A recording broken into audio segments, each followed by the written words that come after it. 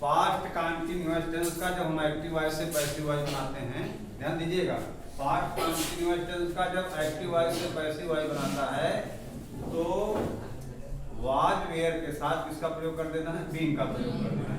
Active voice का जो है, इसका जो एक्टिव वॉइस का क्या होता है, सबसे पहले आपको सब्जेक्ट लिखना होता है, सब्जेक्ट के बाद क्या जाएगा, वाज या वर, उसके बाद फिर आईएनजी फॉर्म, उसके बाद फिर आपका हो जाएगा ऑब्जेक्ट, फिर क्या हो जाएगा ईटीसी। और पैसिव वॉइस में हो जाएगा आपका ऑब्जेक्ट, आपका हो जाएगा पहले ना, ऑब्जेक्ट के बाद क्या जाएगा वाज या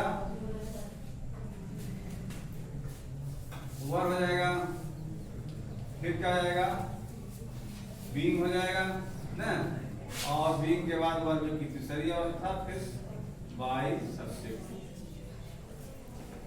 ठीक, ये नियम समझना नहीं, सब कुछ है, सब्जेक्ट को ऑब्जेक्ट के स्थान पर और ऑब्जेक्ट को सब्जेक्ट के स्थान पर। जब सब्जेक्ट ऑब्जेक्ट बनेगा तो उसके पहले हम बाई का प्रयोग कर देंगे, ठीक है।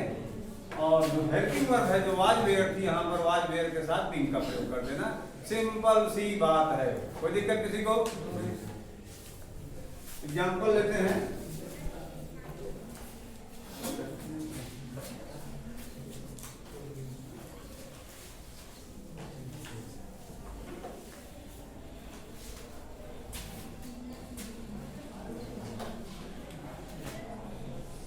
क्या राम गाना गा रहा था, क्या राम गाना गा रहा था, इसका अनुवाद करना है, क्या हो जाएगा was Ram singing a song. ठीक, अब पैसिव बना लो भाई, ये जो सॉन्ग आपका है, ये सॉन्ग आपका सब्जेक्ट बन जाएगा और ये जो राम आपका ऑब्जेक्ट बन जाएगा, ठीक है। तो अब ये सॉन्ग आपका सिंगुलर नंबर है, तो इसी के अनुसार हमको हेल्पिंग वर्ब भी लगाना है, तो क्या हो जाएगा वाज, ये सॉन्ग के अनुसार वाज हो जाएगा, ठीक है, वाज अ सॉन्ग हो गया। अब क्या लगा दो, being SUNG sung by Ram, हो गया, ठीक है। तो जो बीइंग आपका है, जो ये जो बीइंग है, बीइंग को वर्ब की तीसरी अवस्था के साथ ही लगाना है, किसी कोई दिक्कत। प्रेजेंट पास्ट कंटीन्यूअस टेंस के बाद फिर सुन लो, पास्ट कंटीन्यूअस टेंस में वाज वेयर के साथ बीइंग लगा देना है, वाज वेयर के साथ क्या लगाना है, बीइंग, सब्जेक्ट को ऑब्जेक्ट के स्थान पर और ऑब्जेक्ट को सब्जेक्ट के स्थान पर, इसमें कोई दिक्कत नहीं। जब सब्जेक्ट ऑब्जेक्ट बनेगा तो उसके पहले बाई का प्रयोग कर दो, वर्ब की तीसरी अवस्था लगभग करेगी, जितने भी पैसिव वॉइस बनेंगे सब में वर्ब की तीसरी अवस्था लगेगी, किसी कोई दिक्कत। इसके बाद अगला जो टेंस आता है पास्ट कंटीन्यूअस टेंस हो गया। अब पास्ट कंटीन्यूअस टेंस के बाद पास्ट परफेक्ट आता है आपका,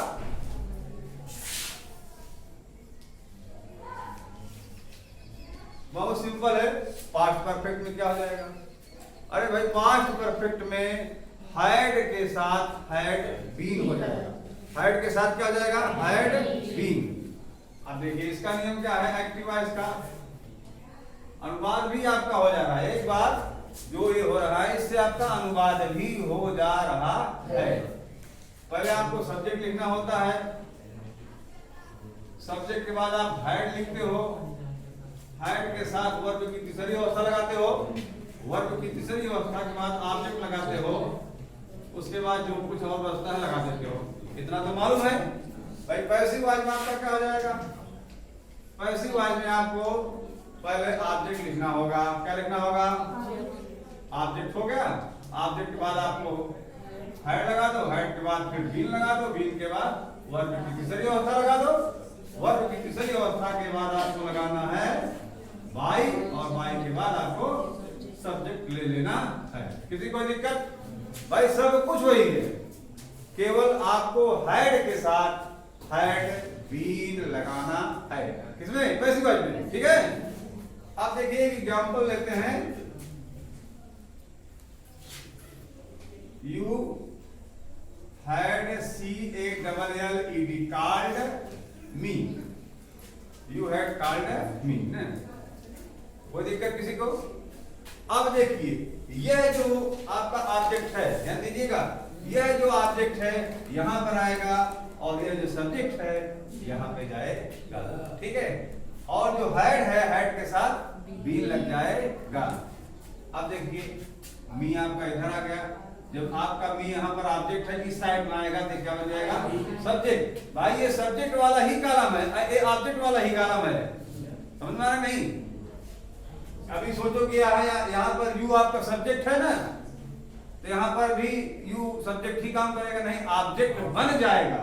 और ये जो मी ऑब्जेक्ट यहाँ पर है, यहाँ पर आएगा तो यहाँ पर क्या हो जाएगा? सब्जेक्ट बन जाएगा। आई के साथ आप लगा दो हेड, फिर लगा दो क्या? Been, CALLED called by you. कोई दिक्कत किसी को? ठीक, समझ में आया? चलिए कोई करेगा?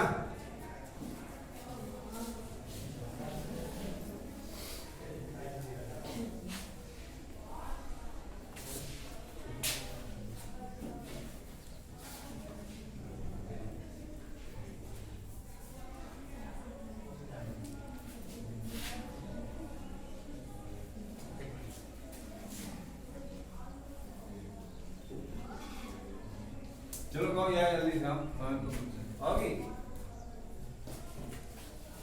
Ram had played cricket, Ram had played cricket. आइए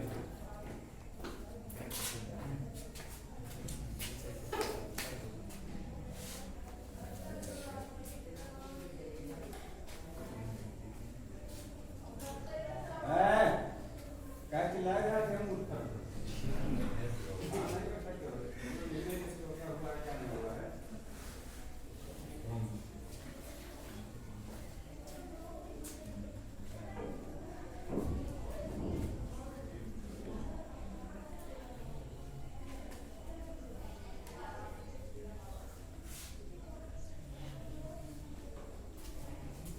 ठीक है, क्रिकेट आपका ऑब्जेक्ट है, सब्जेक्ट बन गया, ठीक, हेड भी हो गया, वर्ब की तीसरी अवस्था हो गई।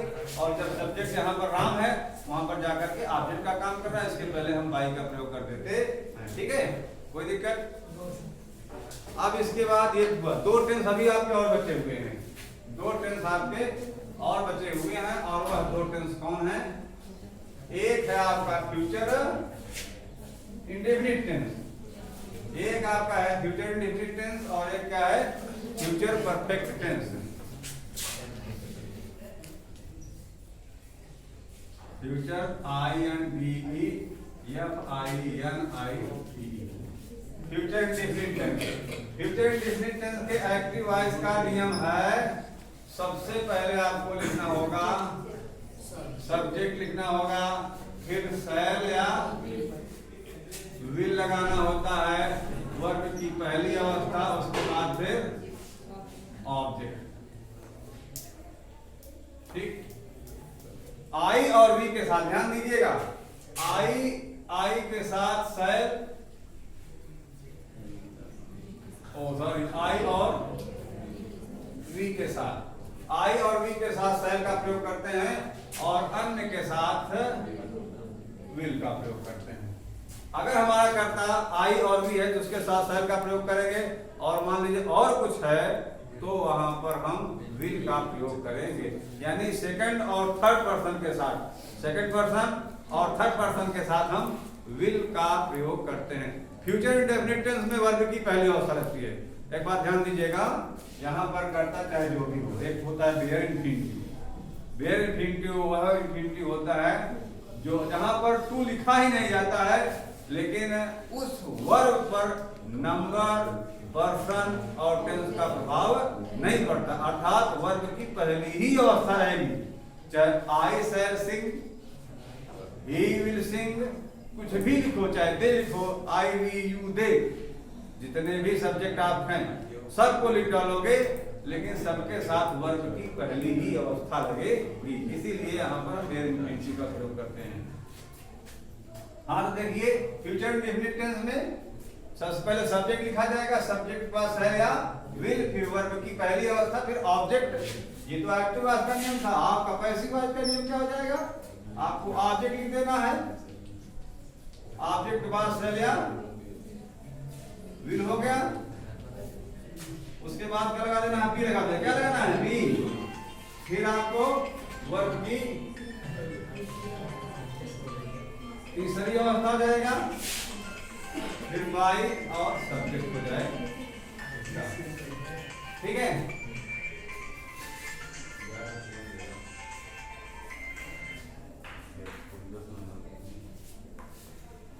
हो गया ना? इतना आपको करना है। किसी कोई दिक्कत? कोई दिक्कत नहीं। चलिए अनुवाद एक हम करते हैं। क्या राधा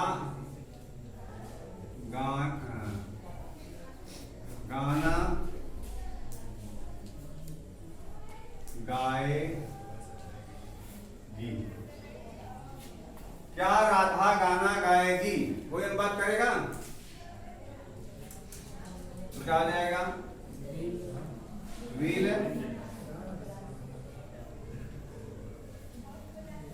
राधा सिंग अ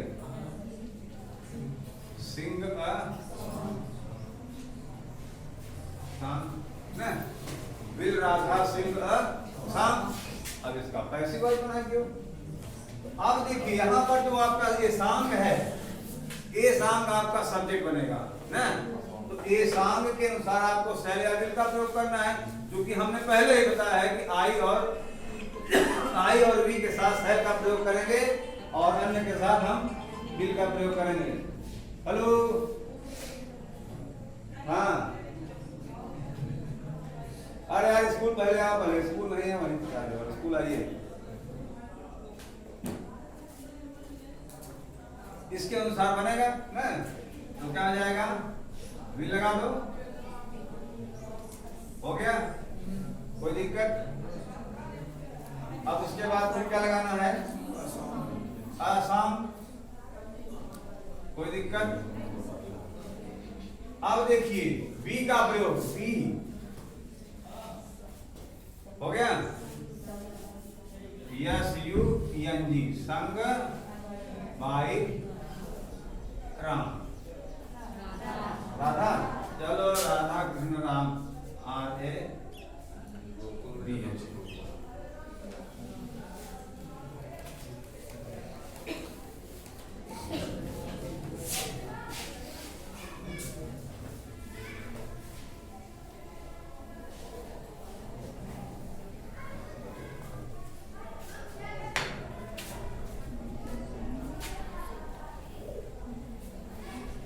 सीता पत्र क्यों लिखेगी? सीता पत्र क्यों लिखेगी? कोई करेगा? सीता पत्र क्यों लिखेगी? तो क्या आ जाएगा? हम बात कर दे रहे हैं, वाई विल सीता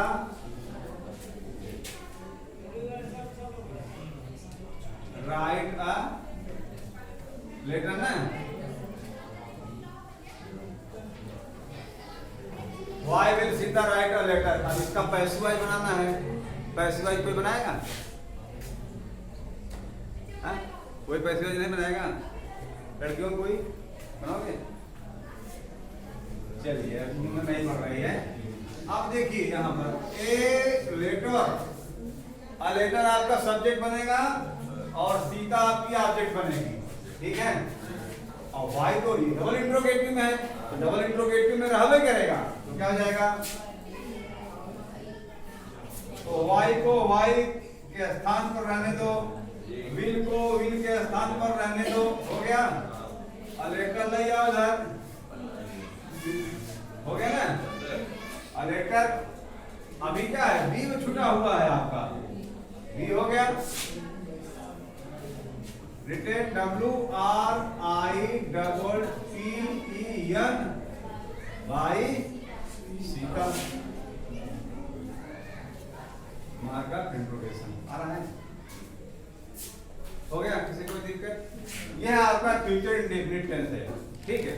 तो सब कुछ वही रहेगा। आपको अगर पहले जो बताया गया है नियम, अगर वह सही तरीके से आपको जानकारी है, आपने पढ़ा है, तो इसमें कोई दिक्कत नहीं होगी। जितने भी आप एक्टिव वॉइस से पैसिव वॉइस बनाओगे, सब में नियम वही है, कोई दूसरा नियम है ही नहीं। सब्जेक्ट को ऑब्जेक्ट के स्थान पर, ऑब्जेक्ट को सब्जेक्ट के स्थान पर, वर्ब की तीसरी अवस्था, सब्जेक्ट जब ऑब्जेक्ट बन रहा है तो उसके पहले वाई लगा दो, बस इतनी सी बात है। मेहनत करना पड़ेगा, मेहनत आप नहीं करेंगे